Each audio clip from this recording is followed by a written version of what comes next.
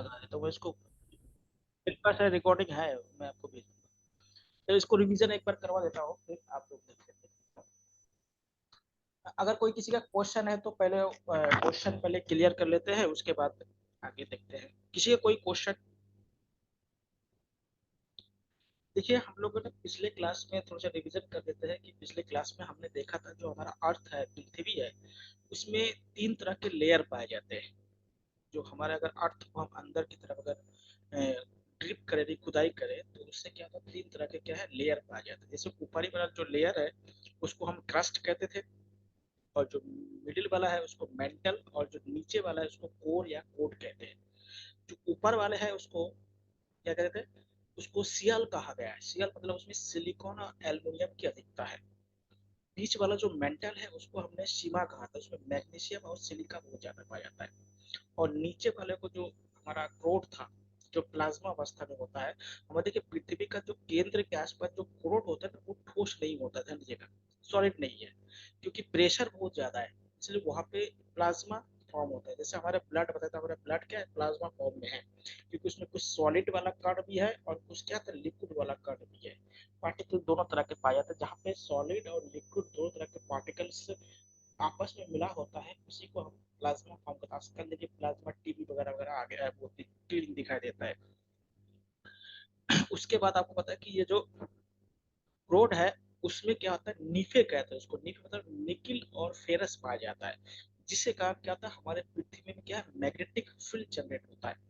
देखिए हमारे बॉडी में पता है कि हमारे बॉडी में बहुत सारे क्या है, धातु या मेटल है, इसलिए हमारे बॉडी में भी क्या होता है, मेटल्स वगैरह या इलेक्ट्रोमैग्नेटिक फील्ड जनरेट होता रहता है।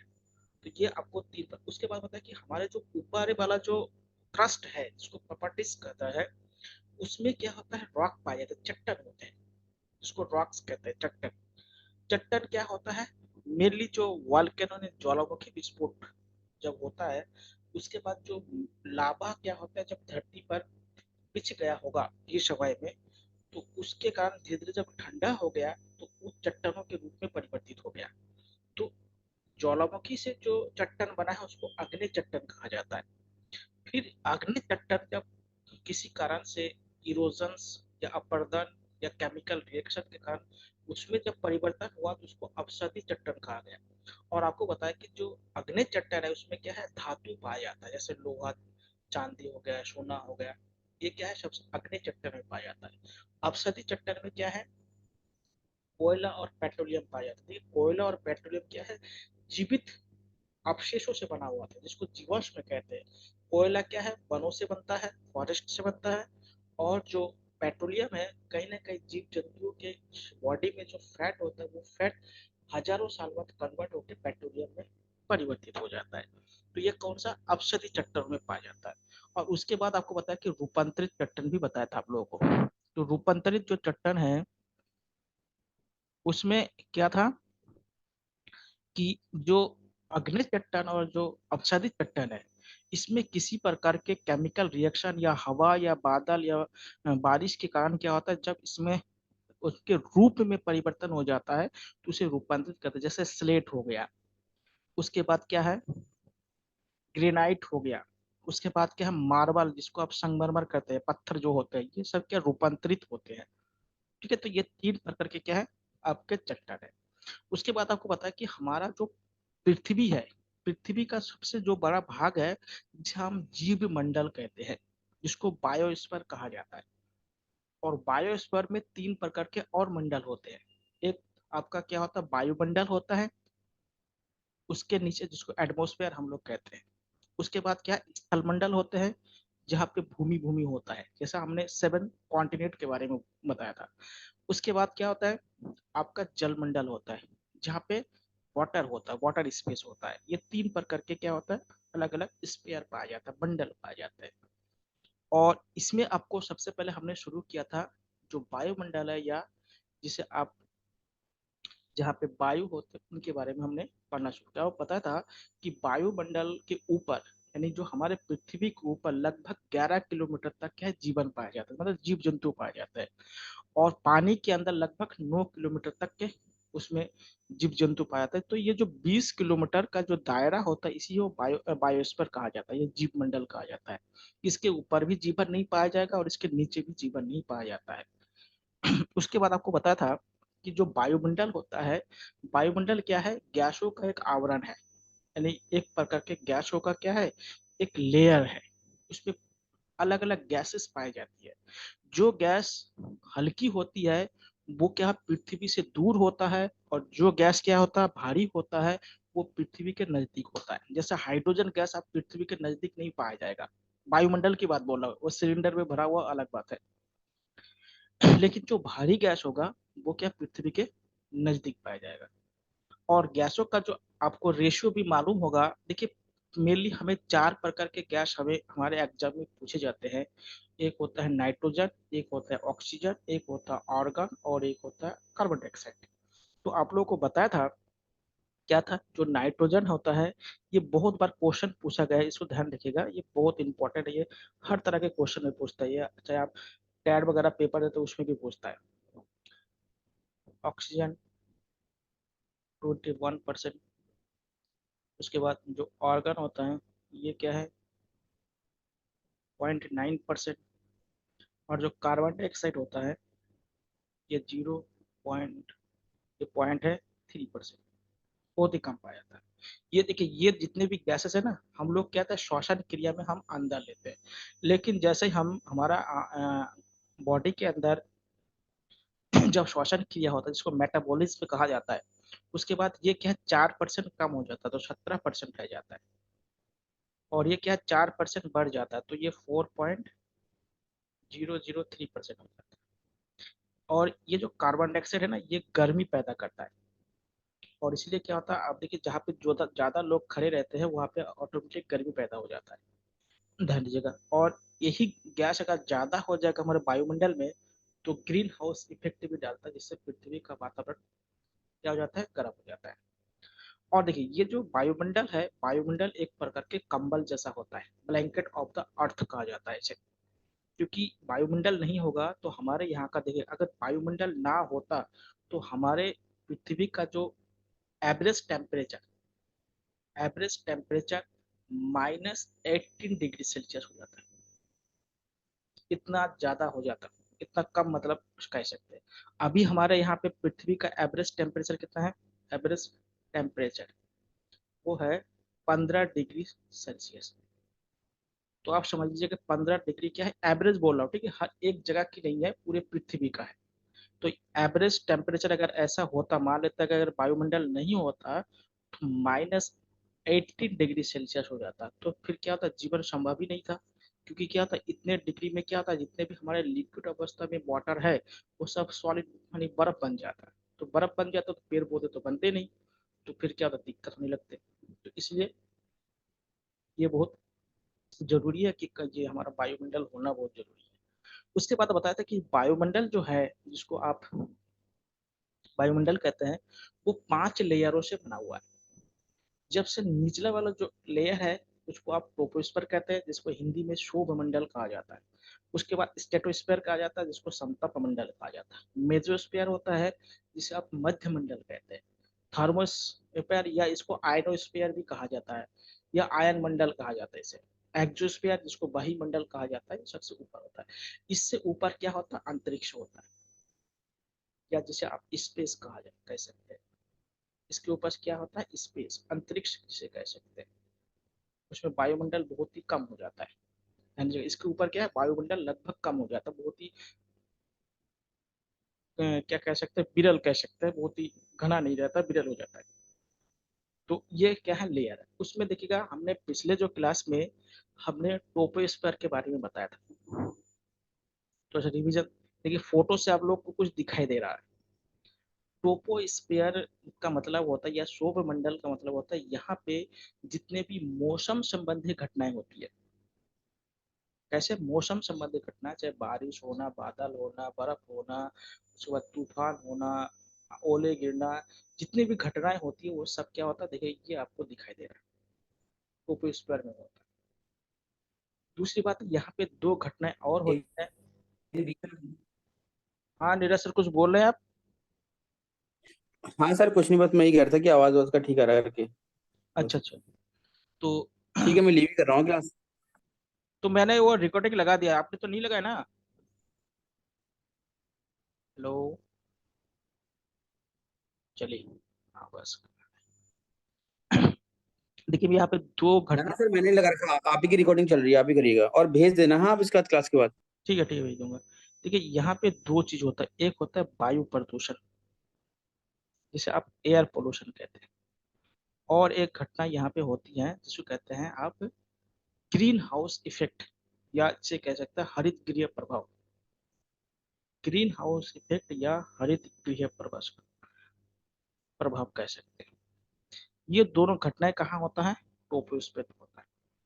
देखिए इनको आपको पिछले क्लास में जिन्होंने थे उनको बहुत ही डिटेल से आपको बताया था कि देखिए वायु प्रदूषण में कौन कौन से गैस होता है। कार्बन मोनोऑक्साइड, नाइट्रोजन डाइऑक्साइड और सल्फर डाइऑक्साइड, मेनली गैस यही होता है। ये क्या होता है, बहुत ही खतरनाक होता है, हमारे हीमोग्लोबिन के साथ क्या होता है, बहुत जल्दी रिएक्ट कर जाता है, और इसलिए इसको दम घोटू गैस कहा जाता है। ठीक है, ये मेनली लकड़ी से मिलता है, लकड़ी या कोयला, जहाँ से मतलब कोई लकड़ी या कोयला जो पूरी तरह से जलता ना हो। देखिएगा जिस चीज में से धुआं निकलता है वो सब में कार्बन मोनोऑक्साइड होता है, चाहे सिगरेट हो, लकड़ी हो, कुछ भी हो। जैसे आप देखते जो पुराने मोटर गाड़ी वगैरह होता है उसमें देखिएगा उसके सिलेंसर से बहुत ज्यादा धुआं, काला काला धुआं निकलता है।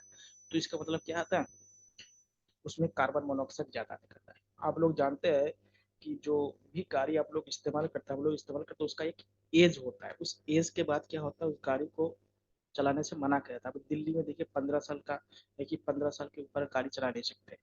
उत्तराखंड में 20 साल के दिया रखा है कि तो ग्रामीण इलाका है, तो इससे पुराना गाड़ी नहीं चला सकता। और देखिएगा हर इसमें हर जगह पे क्या होता है, पेट्रोल पंप के नजदीक में वायु प्रदूषण केंद्र लिखा रहता है, जिससे क्या होता है कि आप अपने गाड़ी का जो एयर है उसमें कितना ज्यादा कार्बन डाइऑक्साइड या कार्बन मोनोऑक्साइड निकल रहा है जांच कर सकते हैं। ये सब आप लोग जानते हैं, हर शहरों में ये बने हैं, गाँव में तो नहीं है, शहरों में हर जगह है। और ये दोनों क्या होता है, दो चीजों से मिलता है, एक तो पेट्रोलियम से मिलता है और एक कोल से मिलता है, कोल मतलब कोयला से। और इन दोनों की अधिकता से क्या है, एसिड रेन हो सकता है। ये आपको बताया था, रिविजन हो जाएगा, जिन्होंने आए थे उसका रिविजन हो जाएगा।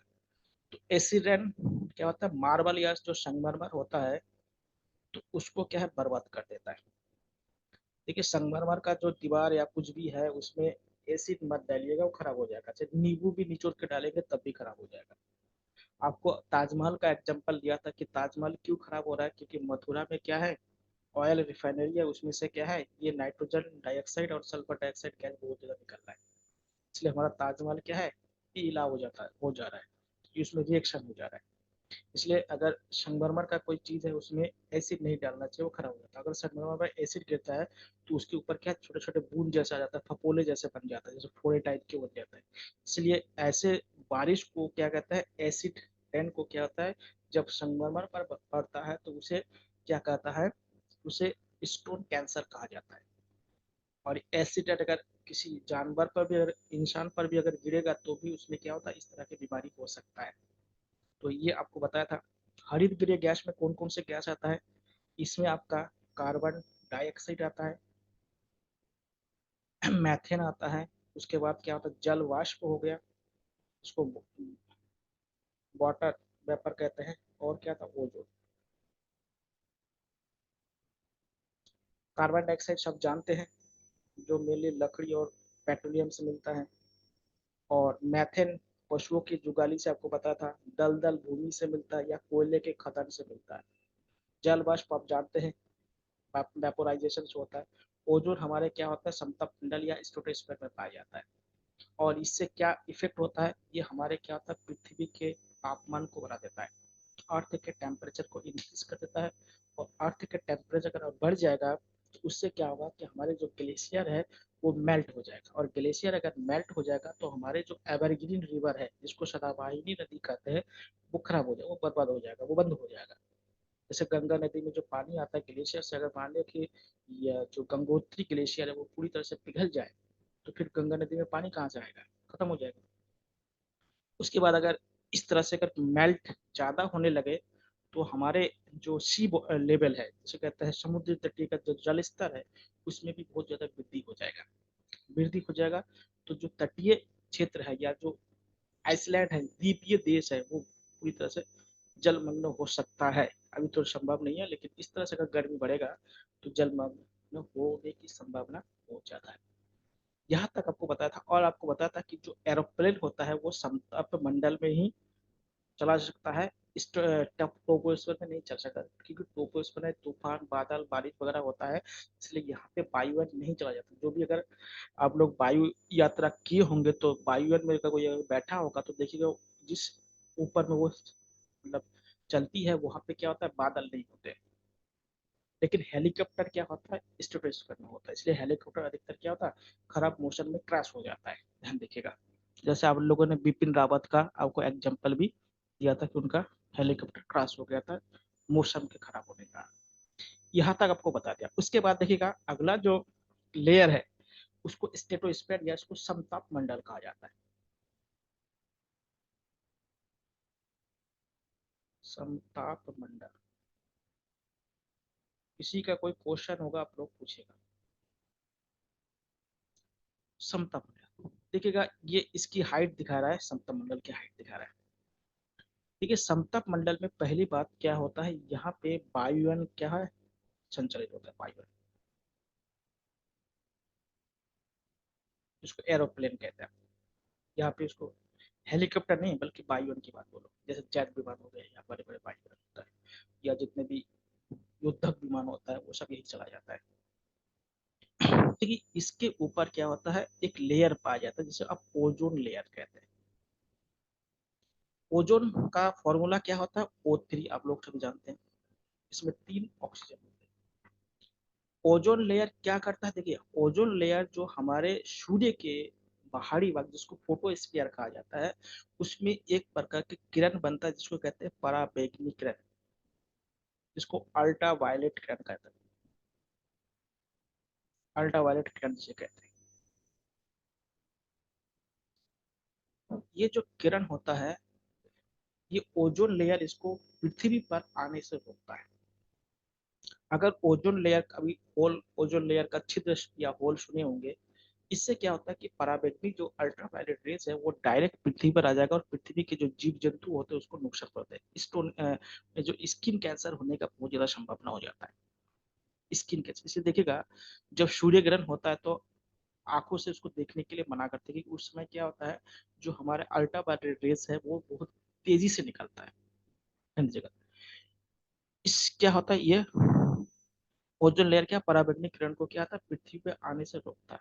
अगर ये पृथ्वी पर आ जाएगा तो क्या होगा, कैंसर होने की, यानी स्किन यानी त्वचा कैंसर या स्किन कैंसर कैसे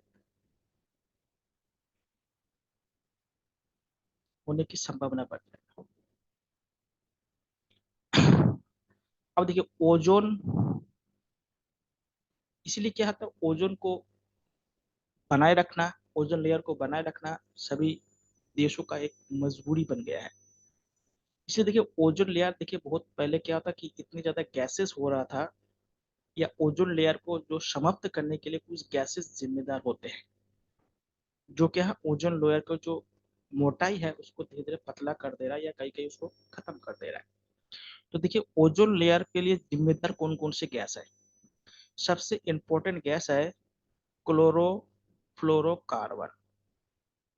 ये आप लोगों ने न्यूज़पेपर पढ़े होंगे तो लगभग क्या होता है, जब भी पढ़ते हो कहीं ना कहीं इसको जिक्र आ जाता है। इसका सिंपल सा बात है, आपके घरों में या हमारे घरों में जो फ्रीज और जो एसी होता है ना, उसके वहां पे क्या होता है, ये गैस भरी जाती है।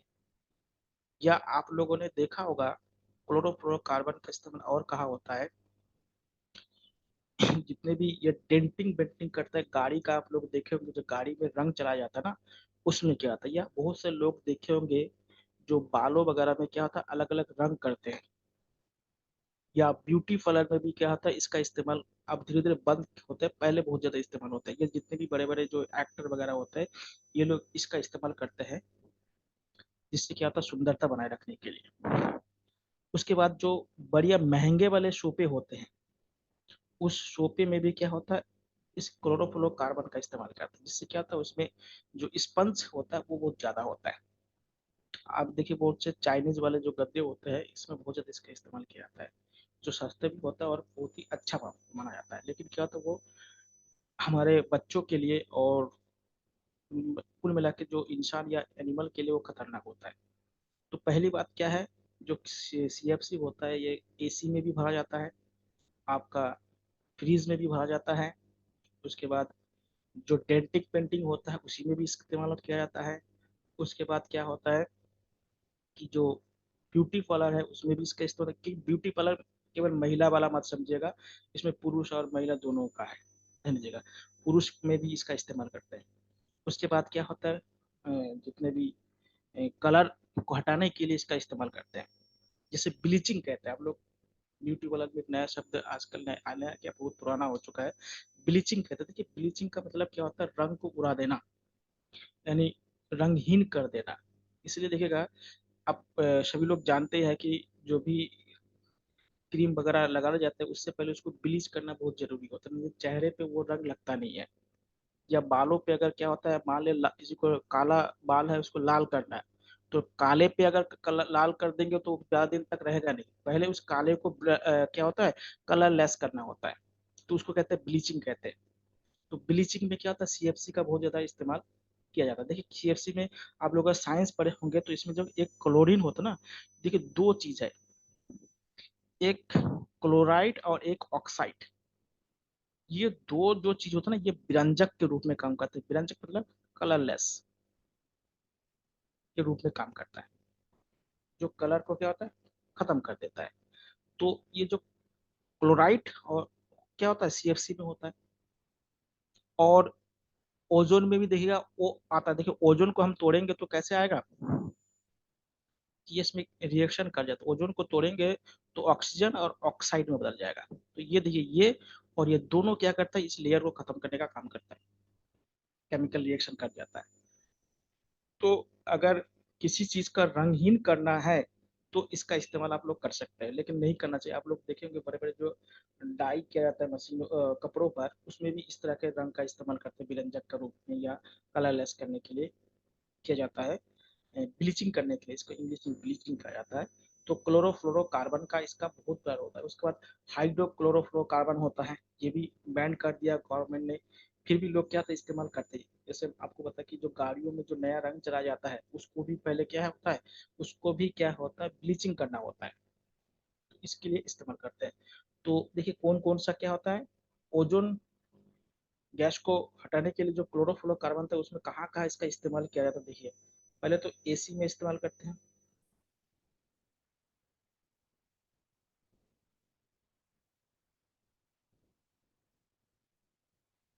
एसी हो गया, दूसरे फ्रीज हो गया, जिसको आप रेफ्रिजरेटर कहते हैं, फ्रीज समझ गया। उसके बाद डेंटिंग पेंटिंग, डेंटिंग में कर सकते हैं, सोफे में करते हैं इसको इस्तेमाल, और पार्लर में करते हैं। पार्लर मतलब दोनों प्रकार के पार्लर होते हैं, मेंस और लेडीज दोनों के होते हैं, इसमें इसका इस्तेमाल बड़े पैमाने पर होते रहते हैं। तो इसको कम करने के लिए गवर्नमेंट ने बहुत सारे काम किया था कि इसके लिए कम करने के लिए एक प्रोटोकॉल बनाया गया है, जिसे मॉन्ट्रियल प्रोटोकॉल कहते हैं, मॉन्ट्रियल प्रोटोकॉल।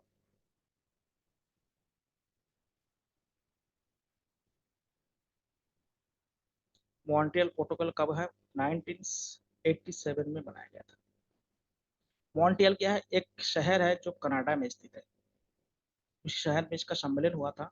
तो उसमें बताया गया कि जो ये क्लोरोफ्लोरोकार्बन है, क्लोरोफ्लोरोकार्बन है, इसको कैसे कम किया जाए, क्योंकि कम नहीं करेंगे तो ओजोन लेयर का जो छेद है या जो होल है वो दिनों दिन बढ़ता जाएगा, और अल्ट्रावायलेट जो रेजेस है वो क्या है पृथ्वी पर आते जाएंगे, तो कैंसर की संभावना बहुत ज्यादा, और सबसे पहले गोरे लोगों को कैंसर बहुत जल्दी हो जाएगा, क्योंकि उसके स्किन पे क्या मेलेनिन की मात्रा बहुत कम होती है। तो इसलिए क्या होता है, इसलिए इन पर प्रतिबंध लगाना बहुत जरूरी है। तो मॉन्ट्रियल प्रोटोकॉल क्या है, ओजोन जो लेयर है उसको संरक्षण के लिए लाया गया था, और इसका मेन फोकस है क्लोरोफ्लोरोकार्बन को रोकना या उसके इस्तेमाल को रोकना। ध्यान दीजिएगा, देखिए ओजोन जो है ना, ओजोन इस ये क्या है, 16 सितंबर को इसको इस्तेमाल किया, मतलब लागू किया गया था, इसलिए 16 सितंबर को ओजोन दिवस मनाया जाता है। क्या मनाया जाता है? ओजोन दिवस। अब 16 दिसंबर को मनाया जाता है। ओजोन लेयर को नापने के लिए जो पैमाना या जो स्केल का इस्तेमाल करते हैं, उसे डॉप्सन कहते हैं। पैमाना या स्केल, डॉप्सन। डॉप्सन क्या है? इकाई है।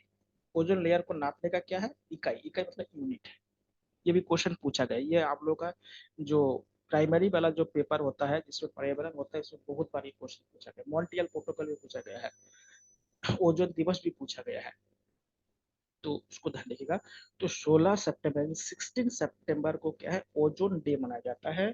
और ओजोन को जिस यूनिट से नापा जाता है उसको डॉप्सन कहा जाता है। और ओजोन के लिए जो मुख्य गैस है ओजोन लेयर को खत्म करने का, वो है आपका क्लोरोफ्लोरोकार्बन, सबसे इंपॉर्टेंट है। और भी गैसेस है, लेकिन क्लोरोफ्लोरोकार्बन सबसे। क्लोरोफ्लोरोकार्बन क्या होता है? एक प्रकार का विरंजक होता है या ब्लीचिंग का तरह काम करता है, जो लेयर को खत्म कर देता है। ध्यान दीजिएगा।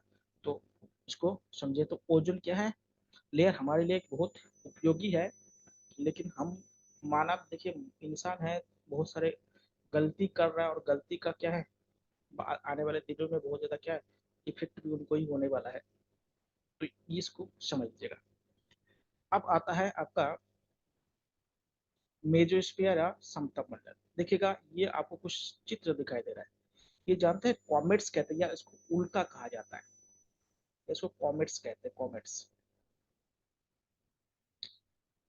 ये जो उल्का होते हैं, ये क्या होता है? गैस, उसके बाद बहुत सारे जो केमिकल है, मेटल है, उससे बना होता है।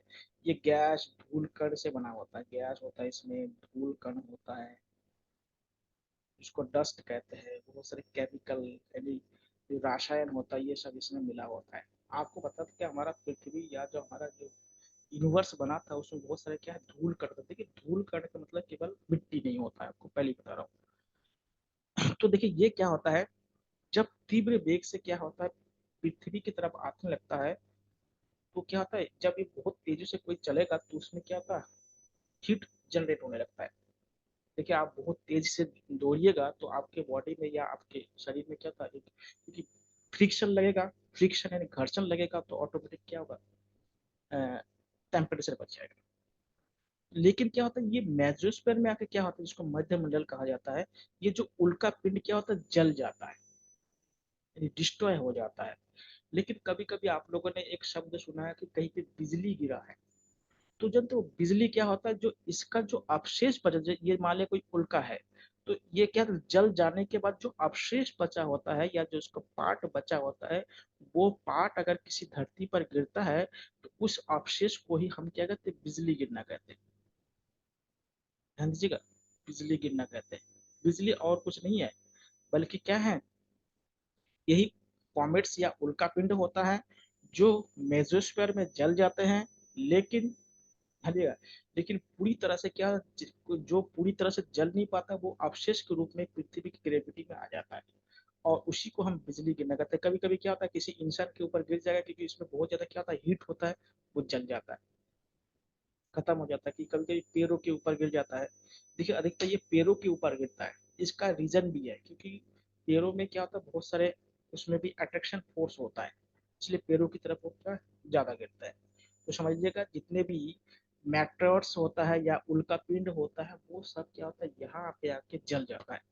लेकिन जो जल नहीं पाता है, वो पृथ्वी पर आता है, जिसको आपको बिजली गिरना कहते हैं। नहीं है। उसके बाद आता है आपका थर्मोस्फियर, या इसको आयन मंडल कहते हैं, या आयोनोस्फीयर कहते हैं। देखिए इस मंडल अगर नहीं होता ना, तो हम टीवी नहीं देख सकते थे, रेडियो नहीं चला सकते थे, या जो फोन इस्तेमाल करते वो भी नहीं चलता। क्योंकि यहाँ पे क्या होता है, रेडियो वेव्स बनता है। क्या बनता है? जिसको आप रेडियो तरंग कहते हैं। और देखिए जो मोबाइल वगैरह में हम लोग जो इस्तेमाल करते हैं ना, इसमें जो तरंग होता है या जो वेव होता है, वो रेडियो वेव होता है। यहाँ से क्या होता है, ये वापस आता है। यहाँ से अगर ये लेयर नहीं होता, तो ये वेव अगर ये पार करके वायुमंडल के बाहर चला जाता, फिर वापस कैसे आता? समझ लीजिएगा। देखिए कैसे होता है, देखिए आप के घर में आपके पास एक मोबाइल है, तो मोबाइल में जब भी आप नंबर डायल करते हैं किसी का, तो सबसे पहले आपके घर के जो नजदीक वाला जो टावर होता है ना, वहां पे पहुंचता है सिग्नल। इसका सिग्नल कहाँ पहुंचेगा, यहाँ पहुंचेगा। इस सिग्नल पहुंचने के बाद क्या होगा, ये क्या होगा, ये सिग्नल हमारे आयन और स्पर में बहुत सारे सैटेलाइट लगे होते हैं, और यहाँ पे रेडियो तरंग होता है। तो ये रेडियो तरंग क्या होता है, इसको भेज देता है, और भेजने के बाद ये सिग्नल कहाँ पहुंचता है, सैटेलाइट में पहुंचता है। इसको उपग्रह कहते हैं। ये सैटेलाइट क्या होता है, जिस व्यक्ति को फोन किया गया है उसके नजदीक में जो टावर लगे हैं, उस टावर को ये सिग्नल देते हैं।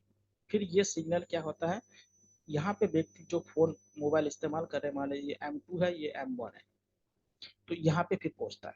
देखिए डायरेक्ट क्या होता है, ऐसे नहीं पहुंचता है, ध्यान दीजिएगा।